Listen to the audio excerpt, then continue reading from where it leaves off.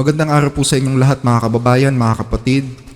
Gaya po ng ating napag-usapan sa ating nakaraang paksa na pinamagatang ang taong makakapigil sa pagsiklab ng nuclear war, nabanggit po natin doon na yung banta po ng nuclear war, yan po ay pananakot lamang sa ngayon. Pananakot lang yan mga kababayan kasi mayroong planong niluluto kung saan ipapasailalim nila ang buong mundo sa one world government. At napakalaking instrumento or factor ng pananakot para maisakatuparan po ito. Kasi tatakutin nila ang mga tao sa banta na magkakaroon ng nuclear war para sa gayon magkaroon ng pagkakataon yung Antikristo na gumawa ng kunya-kunyari ang pagliligtas. Pag sinabing kunya-kunyari ang pagliligtas, papasok sa eksena yung Antikristo, kunyari is mamamagitan siya sa mga bansa para matigil yung mga bansa sa away, para matigil yung banta ng digmaan. At pag naging successful siya doon, syempre siya yung bida sa huli. 'Di ba? Ganun yan eh. At palibhasa, kaya niyang iligtas ang mundo sa pamamagitan ng kanyang diplomasya, madali niyang mapapasunod o mahihikayat ang mga tao sa kanyang mga kagustuhan, sa anumang hingin niya. Tapos magpapakunwari siyang mabait, 'di ba? O talagang maraming tao talaga ang mapapasunod niya. Yan po yung plano para maisailalim sa one world government ang buong mundo. Kumbaga, isang malaking drama mga kababayan. Natatandaan ko tuloy yung sinabi ni former US President Franklin Roosevelt. Ang sabi niya, in politics, nothing happens by accident. If it happens, you can bet it was planned that way. Nakita nyo? Planado na lahat kasi yan eh. Lahat ng nakikita natin ngayon, pinagplanuhan na yan matagal na. At kung lagi ninyong sinusubaybayan ng serye ng ating pag-aaral, sigurado naman alam nyo na kung sino yung Antikristong tinutukoy ko na siyang mamumuno sa mundo. At kung sino naman yung ikalawang halimaw or yung second beast na nakaagapay sa kanya. So kung nais ninyong mapag-aralan kung sino yung Antikristo na yan, sino yung ikalawang beast na nakaagapay sa kanya, pwede nyo pong i-check yung mga links ng video na nasa description box. Pero alam nyo ba mga kababayan na hindi ang World War III ang tuluyang wawasak sa mundo? Matutuloy yan kahit tangkain pa ng Antikristo na pigilan yan kasi nakahula na sa Biblia na magkakaroon ng digmaang pandaigdig sa mga huling araw eh. That's the Third World War. Tinalakay natin yan sa ating nakaraang paksa dahil magpapang-abot talaga yung King of the North and King of the South na tinutukoy sa Daniel chapter 11. Pero kahit matuloy yan, mga kababayan, hindi yung digmaan na yan ang sisira talaga sa mundo eh. Mayroong isang digmaan na sinasabi sa prophecy ng Biblia na talagang maglalagay sa mundo sa isang matinding pagkawasak. Ito yung digmaan na talagang pupulbos sa mundo, mga kababayan. Alam niyo ba kung anong digmaan yon? Pakinggan ninyo dito sa Revelations chapter 16 verse 14. Sila'y mga espiritu ng mga demonyo na gumagawa ng mga tanda, pumupunta sa mga hari ng buong daigdig upang tipunin sila sa digmaan ng dakilang araw ng Diyos na makapangyarihan sa lahat. Masdan ninyo, ako'y dumarating na gaya ng magnanakaw. Mapalad ang nananatiling gising at nakadamit upang siya'y hindi lumakad na hubad at makita ang kanyang kahihiyan. At sila'y tinipon nila sa lugar na sa Hebreo ay tinatawag na Armageddon. So, yan po yung pinakamalaking digmaan, yung digmaan ng Armageddon na magaganap sa kasaysayan ng mundo. Ang tawag na Biblia dyan ay War on the Great Day of God the Almighty. For really, they are the spirits of demons that perform signs, wonders, miracles. And they go forth to the rulers and leaders all over the world to gather them together for the war on the great day of God the Almighty. Marami pong paliwanag ang tao tungkol sa digmaang ito. May nagsasabi na ito daw digmaang ito ay debate ng mga relihiyon daw ito. May mga nagsasabi naman na ito daw digmaan ng Armageddon is Russia, China laban sa NATO. Meron naman nagsasabi na ang Armageddon daw ay digmaan na magaganap sa Middle East, Muslim countries against Israel. So may iba't ibang interpretasyon ng mga tao tungkol sa digmaan ng Armageddon eh. Ngayon, bago natin alamin kung ano ba talaga ang digmaan ng Armageddon at kailan ito magaganap, siguro mas maganda alamin muna natin bakit may ganitong klase ng digmaan. Para saan ito? Pakinggan ninyo dito sa aklat ng Awit ni David, chapter 2, verse 1 hanggang 3. Bakit nagsasabwatan ang mga bansa? at sa walang kabuluhan ang mga bayan ay nagpaplano. Inihanda ng mga hari sa lupa ang kanilang sarili at ang mga pinuno ay nagsisisangguni laban sa Panginoon at sa kanyang binuhusan ng langis na nagsasabi, ang kanilang panggapos ay ating lagutin at itapon ang kanilang mga panali mula sa atin. Ano po sabi sa prophecy? Meron bang magaganap o nagaganap na rebelyon ang mga bansa laban sa Diyos? Meron daw, mga kababayan. Meron daw nagaganap na rebelyon laban sa Diyos. At ito ay rebelyon ng mga hari sa lupa. Sino may sabi? Ang Diyos. Baka may magsabi, lalo na yung mga hindi naman nagbabasa ng Biblia. Marami dyan, kung makapagsalita, kala mo alam nila lahat Kung magmura sa akin, alam nila lahat Pero pag tinanong mo sila, hindi pa rin pala sila nakakabasa ng Biblia. Sasabihin, hindi totoo yan. Wala kaming nararamdaman o nababalitaan na ang mga bansa is nagpaplano laban sa Diyos. Paano mo naman kasi malalaman, kapatid? Hindi ka naman nagbabasa ng Biblia. Kung naniniwala ka sa Diyos, maniniwala ka dito. Dahil nakikita ng Diyos ang lahat ng mga nangyari. Siya ang nakakarinig ng lahat ng mga sinasabi sa lihim. Walang bagay na hindi nakikita ng Diyos. Kahit yung mga sikretong ginagawa sa lihim na parte ng mundo, nakikita niya yun. Pakinggan niyo dito sa Mateo chapter 6 verse 6, datapot ikaw, pagka ikaw ay nananalangin, pumasok ka sa iyong silid. At kung mailapat mo na ang iyong pinto, ay manalangin ka sa iyong ama na nasa lihim. At ang iyong ama na nakakakita sa lihim ay gagantihin ka. Kahit pala yung mga bagay na ginagawa sa lihim, nakikita ng Diyos yun At ang sabi ng Diyos na nakakakita ng mga bagay na nangyayari sa lihim, ang sabi niya, bakit nagsasabwatan ang mga bansa? Sa walang kabuluhan, ang mga bayan ay nagpaplano. Inihahanda ng mga hari sa lupa ang kanilang sarili. At ang mga pinuno ay nagsasanggunian laban sa Panginoon at sa kanyang binuhusan ng langis kay Kristo. Siya kasi yung anointed one At kanilang sinasabi, ang kanilang panggapos ay lagutin natin at itapon ang kanilang mga panali mula sa atin. So gustong kumalas ng mga hari sa lupa, gusto nilang kumalas sa Diyos. Gusto nilang lagutin ang panali ng Diyos. Ibig sabihin, they want themselves to become separated from God.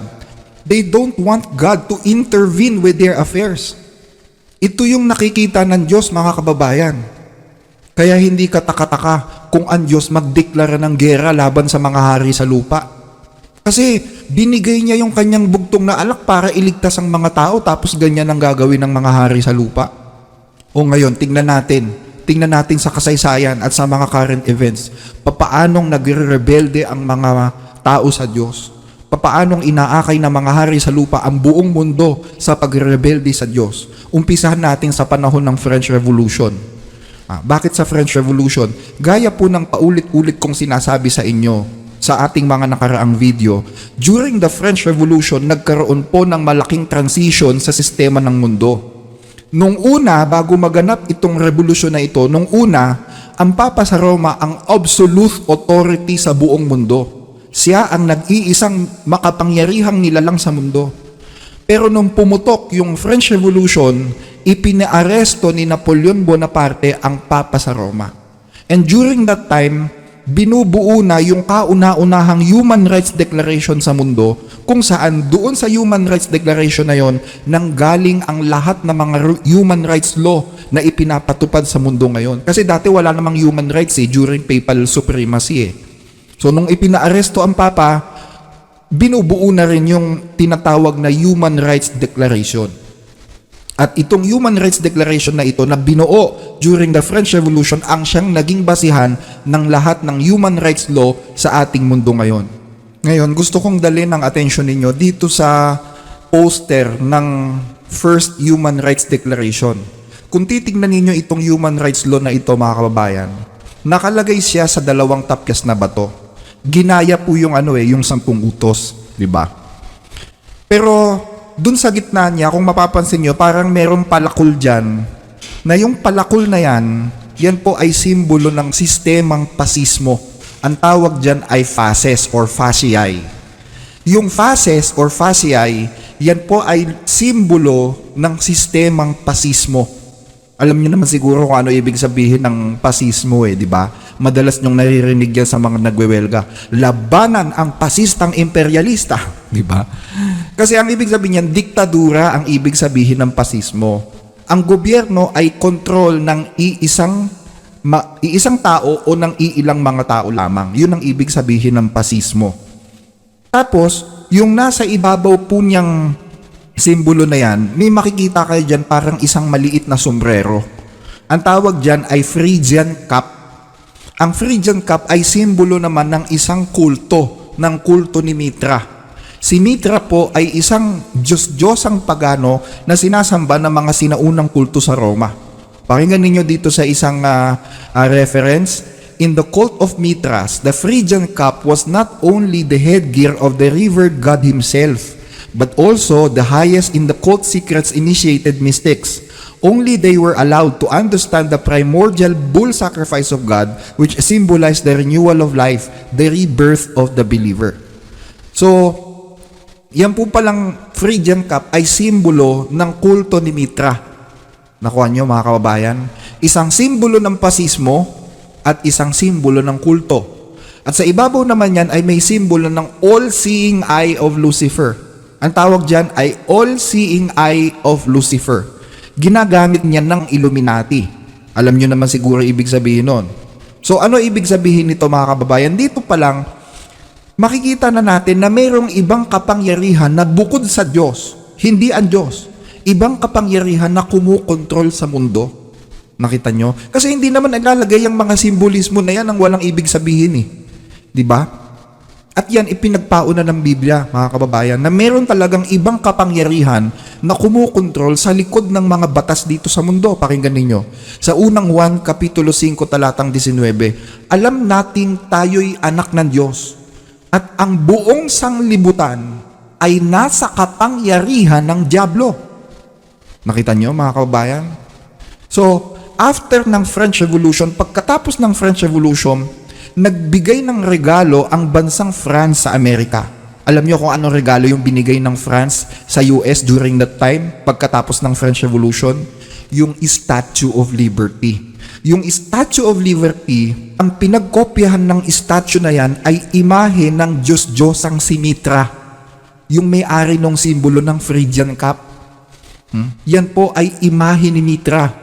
So yung paganismo nang akala natin ay naglaho na sa panahong Kristyanismo, ginagamit pa rin pala as pundasyon ng ideolohiya sa mga gobyerno dito sa lupa. So dyan pa lang mga kababayan, makikita ninyo kung anong klase ng pilosopya, kung anong klase ng ideolohiya o prinsipyo ang naging pundasyon ng gobyerno ng Amerika. Pati nga yung pera nila, kung titingnan nyo mga kababayan, merong mga nakatagong sikreto dun sa $1 bill Sa ibabaw niyan, o dyan sa $1 bill, may makikita kayong pyramid. At dyan sa ibabaw ng pyramid, nandyan yung all-seeing eye ng Illuminati. Nakita nyo? Magkatulad yung all-seeing eye na nasa $1 bill at nandoon sa poster ng Human Rights Declaration. Sa baba naman ay may hugis trapezoid. Actually, mukha lang pyramid yan dahil nakapatong yung all-seeing eye sa trapezoid. Pero magkahiwalay po yan. Iba po yung simbolismo ng trapezoid. Mamaya malalaman ninyo kung ano ibig sabihin yan, mga kababayan. Yung MDCCLXXVI, yan po ay Roman numeral.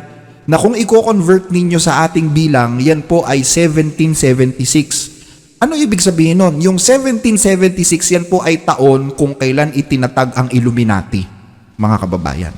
So yung nasa baba na nakasulat, yan naman ay Novus Ordo Seclorum. Ang ibig sabihin, a new order of the ages. Sinonimo yan sa New World Order. Nakita nyo? Kung saan papunta ang mundong ito, dyan pa lang mga kababayan.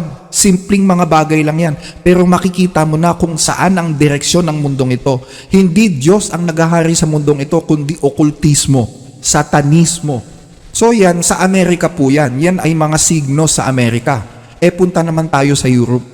Sa Europe naman, meron silang tinatawag na European Union. At para po sa inyong kaalaman, ang European Union ay binuo bilang simbolo ng pagrebelde sa Diyos.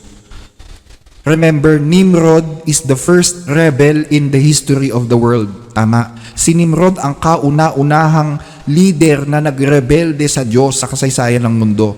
Siya po ang founder ng Torre ni Babel na binuo para mag-establish ng pinakaunang one world government sa mundo. Tulad ng ginawa ni Cain sa lupain ng Nod, nagtayo siya ng isang lungsod as first attempt para pagkaisahin ang lahat ng mga tao nung panahon niya. So, si Nimrod naman yung pangalawa. By building the Tower of Babel, Nimrod is trying to establish the first one world government sa kasaysayan ng mundo. So, itong European Union, ang sabi nila, sila daw ang magpapatuloy ng naunsyaming Torre ni Babel. Nakita nyo?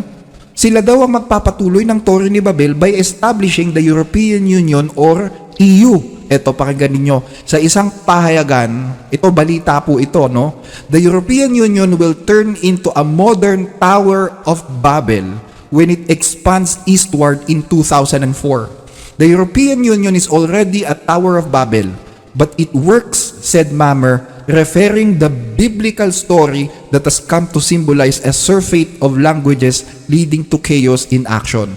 Routers. Nakita nyo? Balita yan eh. So, ang opisina ng EU, kung papansinin niyo, nakamodelo sa Torre ni Babel eh. 'Di ba? At kung titingnan ninyo yung old identity card, yung old ID na ginagamit ng European Union, merong imahe ng kambing diyan eh. Yung kambing na yan, that's a satanic image or yung tinatawag na Goat of Mendes or Baphomet. Nakita nyo? So meron talagang satanic activities na nangyayari sa likod eh. May nagtatanong sa akin sa Facebook, kapatid, sino po ba nagtatag ng Illuminati? Karamihan kasi sa atin, pag sinabing Illuminati, parang ang imahe niya is satanism di ba? Pero alam nyo ba na may malaking kinalaman ng simbahan sa pagkakatatag ng Illuminati? Alam nyo ba na ang founder ng Illuminati ay isang paring Jesuita ng simbahang Katoliko? Pakinggan ninyo dito sa Wikipedia. Wikipedia lang to para madali ninyong ma-research ano. Johann Adam Weishaupt. Siya po yung founder ng Illuminati. Ang sabi dito, Johann Adam Weishaupt was a German philosopher, professor of civil law, and later canon law, and founder of the Illuminati. Sino daw si Weishaupt? Siya daw ay canon law professor. So alam naman natin, pag sinabing canon law, no? That's the policy of the church. Weishaupt began his formal education at the age 7 at a Jesuit school. He later enrolled at the University of Ingolstadt and graduated in 1769 at the age 20 with a doctorate of law. In 1772, he became a professor of law after conversion to Protestantism. The following year, he married Afra Sausenhofer of Eichstätt. After Pope Clement XIV's suppression of the Society of Jesus in 1773, Weishaupt became a professor of canon law, a position that was held exclusively by the Jesuits until that time. See? So sabi dyan, si Weishaupt ay isang Jesuita na naging protestante. Actually, hindi ako naniniwala doon, mga kababayan. Kaya siya naging protestante kasi kailangan nilang kumilos underground or if possible, magpanggap sila ng ibang identity. Ganun yan, mga kababayan. Kung napanood ninyo yung ating video sa episode 15, ang ikalawang Antikristo, pinag-aralan natin doon kung gaano ka-notorious itong orden na ito. Ito ang pinakamabisang makinarya ng Papa sa Roma para wasakin ang protestantismo at liberalismo sa mundo. So tama ba na ang simbahan ng tinutukoy na Babylonia, ina ng mga patutot at ng mga kasuklam-suklam sa lupa na binabanggit sa Apokalipsis 17, gaya ng pinag-aralan natin sa episode 23, siya talaga eh. Nakita nyo? Siya talaga eh. Kaya kita nyo ang Pope. Pwede sa Muslim, pwede sa Buddhist, pwede sa Hindu, pwede sa mga mangkukulam sa Africa. Nakita nyo, mga kababayan? So punta naman tayo sa United Nations. Akala ng mga tao, ang sinasamba ng mga pinuno sa United Nations is ang Diyos na Biblia. No! Kung pupunta ka sa opisina ng United Nations headquarters sa New York, meron silang tinatawag na prayer room, yung meditation room. Ang tawag sa prayer room nila ay meditation room. At ito po, alam nyo ba mga kababayan, ay hugis trapezoid. May model yung prayer room na yan. Ang hugis niyan ay trapezoid. At doon sa gitna nun ay may isang altar. Ngayon, ano sabi ng United Nations website dito sa prayer room nila? Ito website ito ng United Nations. But the stone in the middle of the room has more to tell us. We may see it as an altar, empty, not because there is no God, not because it is an altar to an unknown God, but because it is dedicated to the God whom man worship under many names and in many forms. Nakita nyo? Yun daw Diyos na sinasamba sa United Nations, maraming pangalan yan at maraming anyo. Kasi, sabi, yun Diyos, pwede namang mahayag yan sa iba't ibang mga religion eh. Nakita nyo mga kababayan, yung Diyos na sinasamba sa United Nations? So tama lang pala yung sinasabi ni Father Chardin. Sino si Father Chardin? Si Father Chardin po, para sa inyong kaalaman, ay isa sa mga advisors ng United Nations. Isa po siyang paring Jesuita at influencer ng United Nations. Ano sabi niya? Dito sa kanyang aklat, Christianity and Evolution by Pierre Teilhard de Chardin, page 95. I believe that the Messiah whom we wait, whom we all without any doubt await, is the universal Christ. That is to say, the Christ of evolution. Nakita nyo? Christ of evolution ang hinihintay ng mundo na darating. Hindi yung tunay na Kristo. Ang hinihintay nila ay universal Christ. At yung pag sinabing universal Christ, Christ of evolution, kasi nag-i-evolve siya into different forms eh. Iba-iba yung itsura niya eh. Nakita nyo mga kababayan? Ang tanong, sino itong Diyos na ito na sinasamba sa United Nations dun sa kanilang trapezoid na prayer room? Alam nyo kasi may misteryong nakapaloob dyan sa trapezoid na yan, kung bakit trapezoid ang itsura niyan eh. Dito sa aklat na isinulat ni Anton LaVey. Si Anton LaVey po ang founder ng Church of Satan. Sa kanyang book na pinamagatang The Devil's Notebook, ano daw ibig sabihin ng templong gawa sa hugis trapezoid? Yan po ay simbolo ng mga magikero, ng mga okultismo.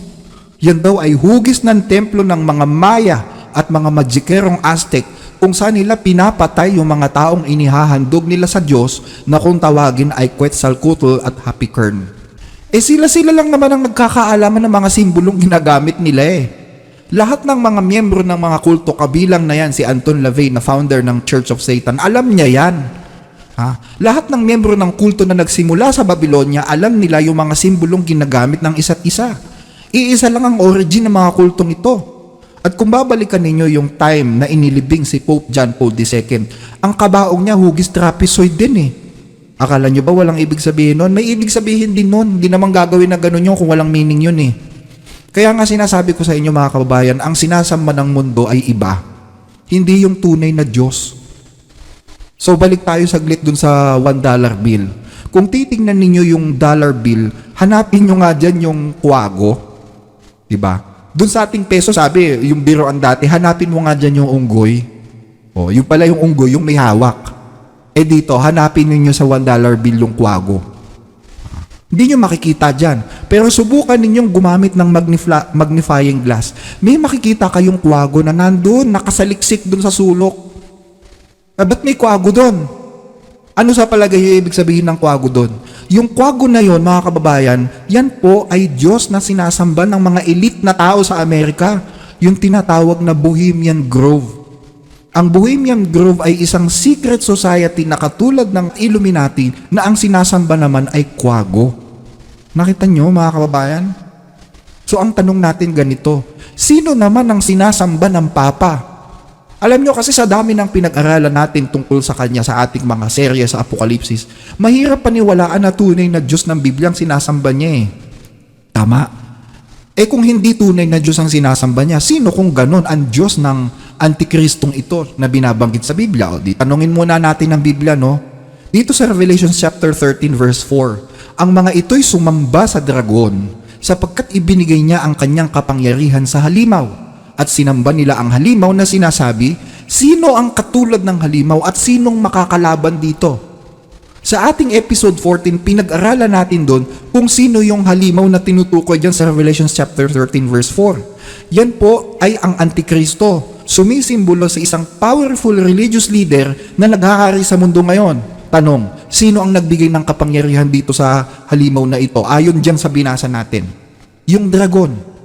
So kung yung dragon ang nagbigay sa kanya ng kapangyarihan, sino Diyos niya? Yung dragon, di ba? Sino ba yung dragon? Revelations 12:9. At itinapon ang malaking dragon, ang matandang ahas, ang tinatawag na Diablo at Satanas. So si Satanas yung sinasamba nitong halimaw na to. O baka may magsabi, teka, hindi totoo yan. Ang Panginoong Jesus ang sinasamba namin. Ang Panginoong Jesus ang kinikilala namin. So nagbasa tayo ng Biblia, tanungin naman natin ang mga historian. Nakikita nyo ba to mga kababayan? Ang tawag dyan ay broken cross. Ang sabi ng mga historian about the broken cross, he also made use of a sinister symbol used by Satanists in the 6th century that had been revived at the time of the Vatican II. This was a bent or broken cross on which was displayed a repulsive and distorted figure of Christ, which the black magicians and sorcerers of the Middle Ages had made use to represent the biblical term mark of the beast. Broken Cross by Pierce Compton, page 71. Nakita nyo? So sino sinasamba niya? Kayo na bahala mga kababayan na mag-isip. So, itong United Nations na sumasamba kay Lucifer, alam nyo ba that they claim that they can communicate with their God? Sinasabi nila na nagagawa nilang makipag-communicate sa espiritu ng mga Diyos na sinasamba nila. Totoo po yan. In fact, meron silang kinikilalang propeta na ang pangalan ay Alice Bailey. Si Alice Bailey. Itong si Alice Bailey ay leader ng isa sa pinakamalaking occult organization sa mundo, yung Theosophical Society. At si Alice Bailey ay isa sa mga pinakama-impluensyang personalidad sa United Nations, mga kababayan. Sa katunayan, yung educational system na pinopromote ng United Nations noon, na ang tawag dyan sa educational system na yan ay Robert Mueller Curriculum. Yan po ay isang educational system na pinapatronize ng United Nations. So karamihan sa mga prinsipyong daladala ng educational system na yan ay galing kay Alice Bailey. At itong si Alice Bailey ay sinasabing nakikipag-usap daw sa mga espiritu kung saan ito ang nagsasabi sa kanya, itong mga espiritong ito, ang nagsasabi sa kanya ng mga bagay na mangyayari sa hinaharap. Ang tawag niya din sa espiritu na kakausap niya ay dual cool. Dual cool. Ang dual cool ay isang ermitaryong taga-Tibet na wala pa pong nakakakita kahit sino dito sa dual cool na yan. Sabi ni Alice Bailey, diyan nang gagaling lahat ng kanyang kaalaman kay dual cool. At siya ay nakatira sa Tibet, doon sa isang isolated area sa China. Wala pang nakakakita dito sa dual cool na to. At ito daw dual cool na ito ang sinasabing nagpaparating na mga mensahe kay Bailey mula sa spirit world. Nakita nyo? Tapos si Bailey yung kikilalanin na propeta ng United Nations, yung kanyang mga turo ang magiging basis ng Edward Mueller Curriculum na isa sa mga educational system curriculum na pinopromote ng United Nations. Ano ibig sabihin nun mga kababayan? Ito, basa tayo Not surprisingly, Bailey supported the United Nations, which in turn greatly advanced her worldview. So sinuportahan ni Bailey ang United Nations and in turn, sinuportahan din siya nito. She understood the opportunity offered by the UN. The new world religion must be based upon those truths which have stood the test of the ages. They are steadily taking shape in human thinking, and for them, the United Nations fights. And what will this world religion be based on? Pagan spirituality or occultism. Nakita nyo? The spiritual hierarchy of the planet, the ability of mankind to contact its members and to work in cooperation with them, and the existence of the greater hierarchy of spiritual energies of which our tiny planetary sphere is a part. These are the three truths upon which the coming world religion may be based. This worldview found a devoted adherent in Robert Mueller, who, in 1948, entered and won an essay contest on how to govern the world. The prize was the internship of the newly created United Nations. San galing? worldweekend.com. So isa itong news website mga kababayan. Hindi lang ang mga masasamang politiko ang nasa United Nations, napakarami ring satanista at mga kultong kumikilos dyan. In fact, itong si Alice Bailey ang nagtatag ng tinatawag na Lucis Trust. Ang dating pangalan ng Lucis Trust ay Lucifer Publishing Company. Siya ang founder niyan. So binago lang yung pangalan into Lucis Trust kasi nga obvious yun na sa demonyo yan eh. Nakita nyo mga kababayan, na-realize nyo ba yung ibig kong sabihin? At nabasa natin kanina na sinusuportahan siya ng UN sa mga katuraan niya. So balik tayo sa ating paksa tungkol dun sa digmaan ng Armageddon. Kasi merong koneksyon itong pinag-aralan natin dito sa gera ng Armageddon eh. Pag sinabing digmaan, alam nyo naman ibig sabihin yan. Pag sinabing digmaan, yan po ay mayroong preparation. Bawat kampo mayroong paghahanda na ginagawa bago maganap yung gera, di ba? Hindi ka naman pwede makipaggera nang wala kang preparation eh, di ba? Since this is a war of God, ang Diyos naghanda din. Ang armas ng Diyos matagal nang nakahanda. At alam nyo ba kung ano yung mga armas na gagamitin ng Diyos? Matagal nang nakahanda yung mga armas na yan eh. Pakinggan ninyo dito sa aklat ni Job, chapter 38 verse 22. Pumasok ka ba sa mga tipunan ng niebe? O nakita mo na ba ang mga tipunan ng granizo na aking itinaan laban sa panahon ng kabagabagan, laban sa kaarawan ng pagbabaka at pagdidigma? Aba, matindi yan mga kababayan. Mamaya babalikan natin yung mga armas na gagamitin ng Diyos sa Armageddon. Yan ang gagamitin niya sa Armageddon. Yang mga granizo, mga niebe na itinaan laban sa panahon ng pagdidigma. So ang tanong muna natin ganito, ibig mo sabihin brother, naghahanda rin ng mundo na sumabak sa gera laban sa Diyos? Nasisiraan na ba sila ng bait? Sabi sa Biblia hindi naman ako may sabi niyan Biblia may sabi niyan Psalms chapter 2 verse 2, inihanda ng mga hari sa lupa ang kanilang sarili, at ang mga pinuno ay nagsisasangguni laban sa Panginoon at sa kanyang binuhusan ng langis na nagsasabi. So nakita nyo, ganyan ka-deceived ang mundo. This world was already deceived. Nabulag sila masyado ni Satanas. Remember, sinasabi nila na mayroong mga espiritong nakikipag-usap sa kanila at pinapaniwalaan ng United Nations. So itong mga espiritong ito ang bumulag sa kanila para ma-misinterpret ang Diyos. Yung punto na hindi na nila kilala kung sino yung kinakalaban nila. So magre-rebelde ba naman ang mundo sa Diyos sa pamamagitan sa pagsamba kay Satanas kung hindi sila nadaya, kung hindi sila naging delusional? Isipin nyo mga kababayan, bigyan ko kayo ng halimbawa na sila naging delusional. Alam nyo ba na dahil dito kay Alice Bailey, na nakikipag-coordinate doon sa tinatawag ng Dwarkul. Na yung Dwarkul na yun is wala pang nakakakita kung ano itsura nun. Na ang sabi is nakikipag-coordinate daw sa espiritu ng mga demonyo. Alam nyo ba na dahil dito kay Alice Bailey kung bakit lumaganap yung paniniwala sa mga UFO? Itinuturo ni Alice Bailey sa kanyang mga libro na mayroong mga entity na nag-evolve beyond human level. Mga personality na nag-evolve at nagkaroon ng kakayahan at karunungan na higit sa level ng pangkaraniwang tao. Merong ganyang tinuturo si Bailey. At may kakayahan daw itong mga elementong ito na ipaliwanag maging yung mga buong pangyayari sa kalawakan. So dahil dito sa turong ito ni Bailey, na-imbento yung mga kwento about planet Nibiru, alien interpretation, ng Sumerian tablet, UFO, etc., etc., at kung ano-ano pang mga kabulastugan tungkol sa mga UFO. Lahat po yan ay nag-umpisa sa turo ng mga kulto, particular dito kay Bailey, na may ibang mga nilalang na higit ang kakayahan kaysa sa karaniwang level ng tao.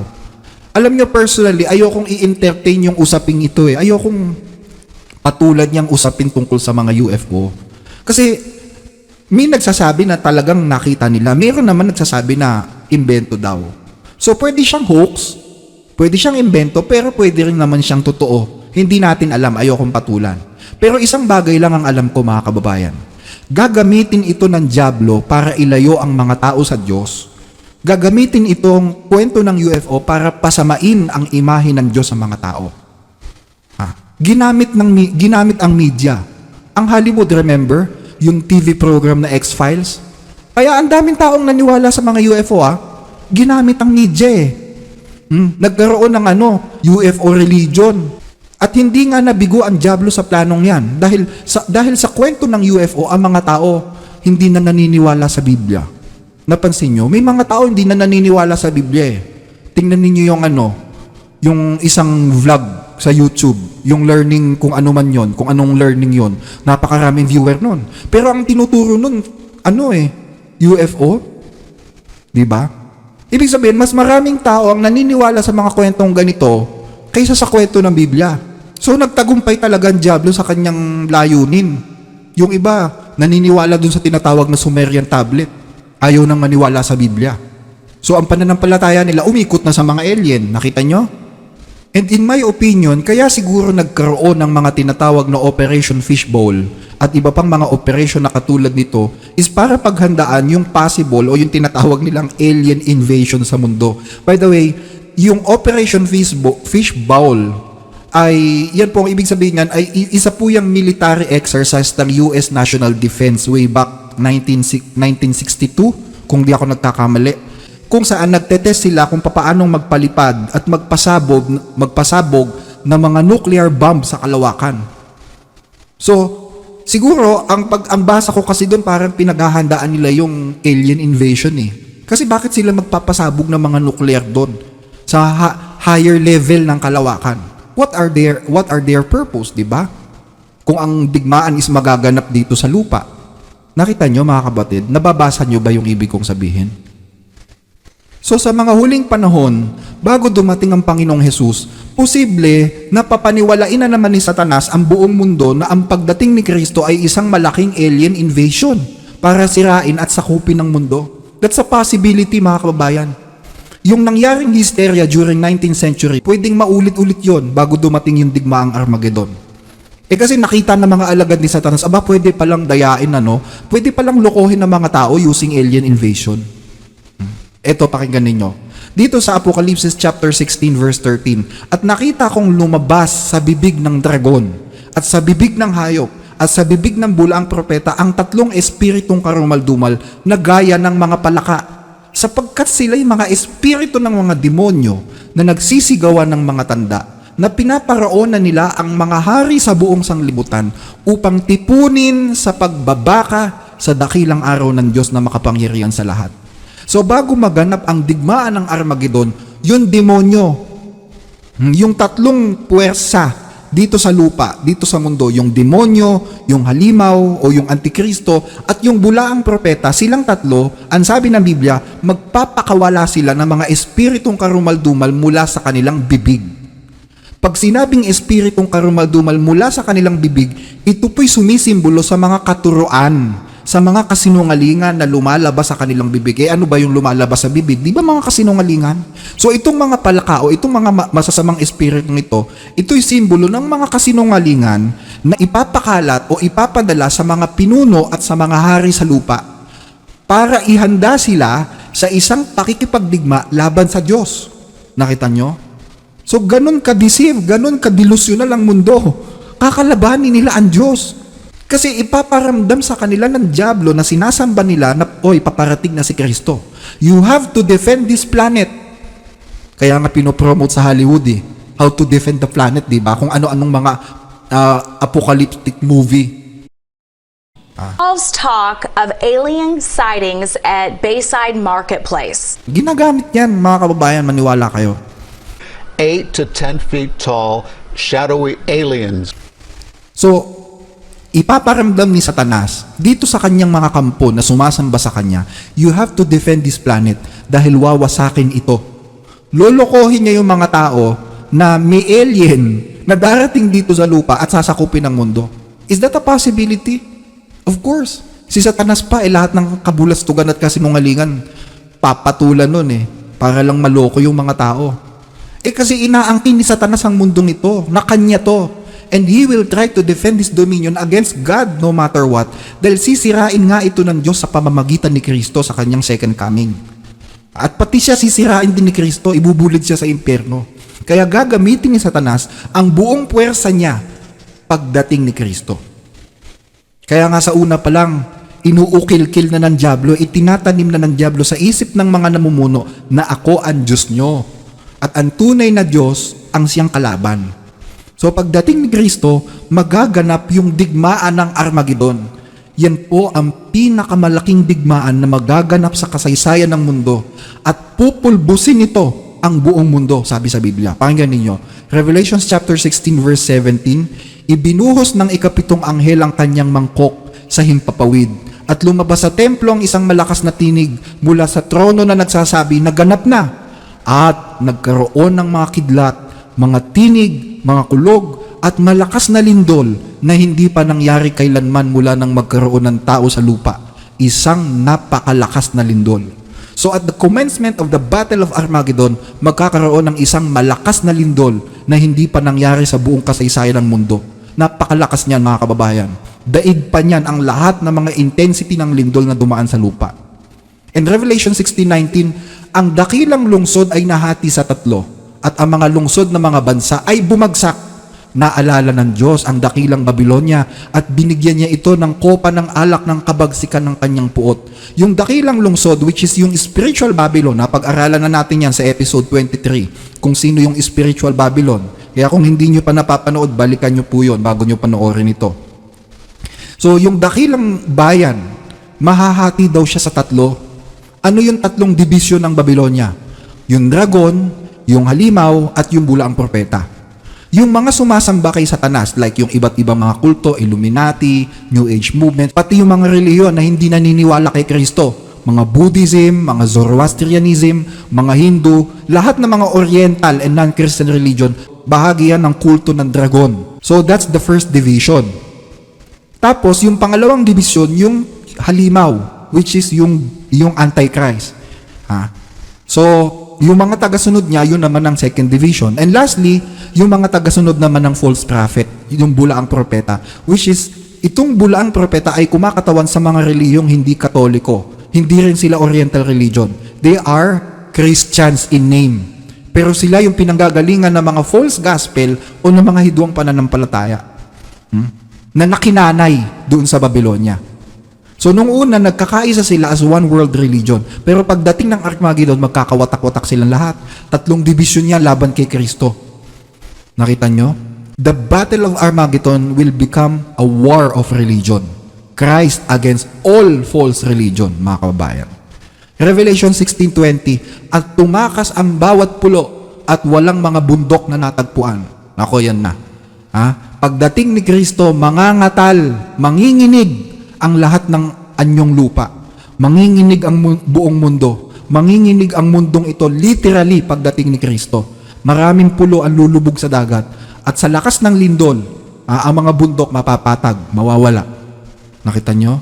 Revelation 16:21, at bumagsak sa mga tao ang ulan ng malalaking yelo na ang bigat ay halos 100 libra buhat sa langit.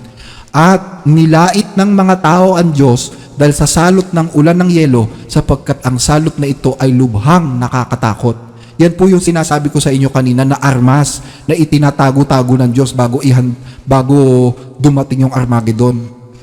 Inihahanda niya yan. So, yung granizo, yung tipak ng yelo o yung granizo, ang sabi diyan, 100 libra ang bigat. Pag sinabing 100 libra, kasing bigat yan ng isang sakong bigas. Sa ibang salin, 1 talento, 1 talent. Ang 1 talento ay may bigat na 50 kilo. So, uulan ng granizo. Pag sinabing granizo, yan ay mga yelo. Uulan ng granizo mula sa langit na kasing bigat ng isang sakong bigas. Imagine umuulan ng bato o ng yelo na kasing bigat ng 50 kilong bigas. Kaya nga sabi sa Biblia, ang salot na ito ay lubhang nakakatakot. Nasaan yung mga banal sa araw na yon? Sabi nung iba na rapture. Na rapture ba? Hindi pa. Itatago sila ng Diyos sa mga lihim na lugar dito sa mundo. Pakinggan ninyo dito sa Isaiah chapter 26 verse 20. Ikaw ay pumarito, bayan ko. So sino kausap niya? Yung bayan niya. Yung pag-aari ng Diyos. Ikaw ay pumarito, bayan ko. Pumasok ka sa iyong mga silid at isara mo ang iyong mga pintuan sa likuran mo at magkubli ka sa dili hanggang sa agalit ay makalampas, sapagkat ang Panginoon ay lumalabas mula sa kanyang dako upang parusahan ang mga naninirahan sa lupa dahil sa kanilang kasamaan. Ililitaw naman ng lupa ang dugo na nabuhos doon at hindi natatakpan ang kanyang napatay. So iingatan ng Diyos ang kanyang bayan sa mga sikretong lugar, sa mga kubling lugar. Kung ano man yon, Diyos na lang ang nakakaalam nun kung saan tayo dadalhin. Kung tayo'y magtatapat, may pagdadalhan ng Diyos sa atin para doon itago tayo. Hindi tayo maaapektuhan ng lindol doon o anumang salot na granizo. Yun yung mga lugar na hindi tatamaan ng granizo, hindi maaapektuhan ng lindol. Habang ang ibabaw ng lupa ay natitigmak naman sa dugo ng mga taong makasalanan. Pakinggan ninyo. Sa Revelations chapter 19 verse 15. At sa kanyang bibig ay lumalabas ang isang tabak na matalas upang sa pamamagitan nito'y sugatan niya ang mga bansa at kanyang paghaharian ng tungkod na bakal at niyuyurakan niya ang pisaan ng ubas ng kabangisan ng kagalitan ng Diyos na makapangyarihan sa lahat. Ano sabi? Niyuyurakan niya ang pisaan ng ubas ng bangis ng galit ng Diyos na makapangyarihan sa lahat. Pag sinabing pisaan ng ubas, alam nyo naman pag sinabing pisaan ng ubas, di ba?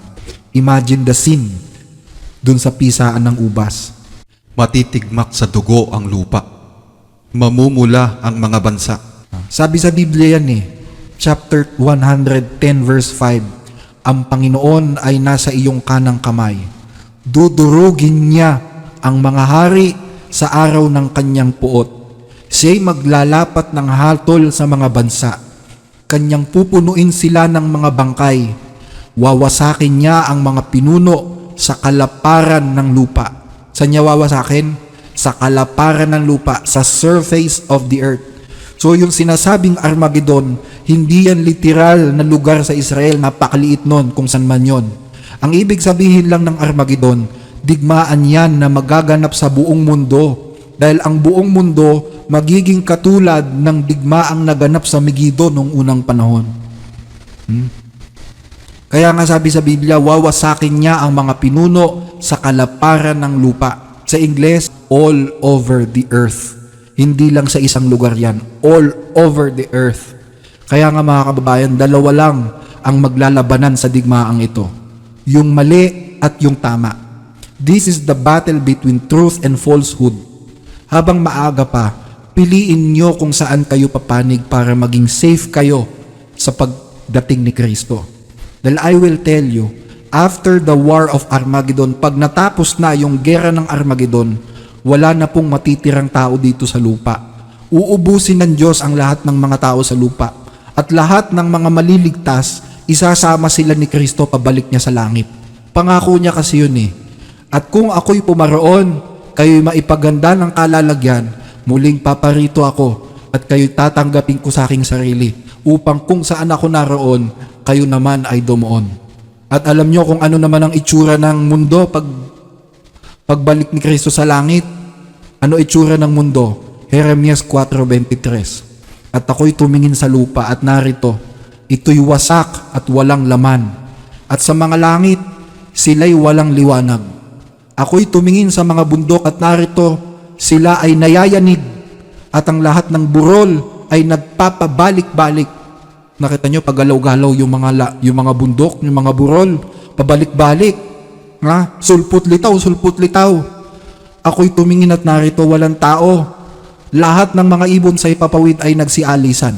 Ako'y tumingin at narito, ang mabungang lupain ay naging disyerto, at lahat ng mga lungsod ay nakatiwangwang naguho sa harapan ng Panginoon, sa harapan ng kanyang mabangis na galit.